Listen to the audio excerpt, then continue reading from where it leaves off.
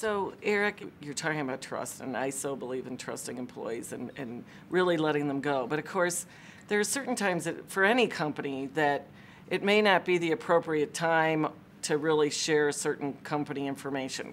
Is you're developing a new product, or I don't know what that might be in your case. But how do you communicate to people so they know what's okay to share and what's not? We're definitely very careful and letting people know when something big is coming, of when it's okay to talk about it. So for example, if we're launching a new marketing campaign, especially when, we're very kind of PR centric, and our goal is to try to drive, PR and earn media wherever possible. Yeah. And if you accidentally release something, when you've, guaranteed the New York Times that they get, the first opportunity to run it, you can really undermine your PR efforts. So it's something you have to be very mindful of. And so we're very cautious to always remind people of, like, here is the date. Or the time that you can release this. And again, we've made mistakes in the past where somebody released something too soon, but I'd still rather live in that type of world where we screw up a few times than miss the opportunity to share things to the best of our ability. Yeah.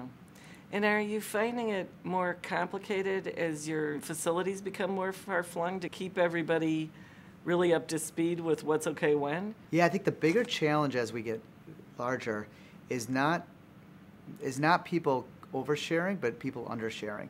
When you're a smaller company, you have a lot more of this rah rah rah. We're all in it together. We got to do everything we possibly can. And the bigger a company gets, sometimes it's harder to get people to share those things out because they assume everybody else must be sharing it out.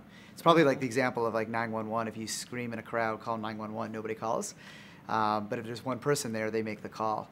And I think the same is with social media. Of like, we have to push a little harder to remind people that we need everybody to share out, and that collectively we've got a much bigger reach just with our employee base. Mm-hmm.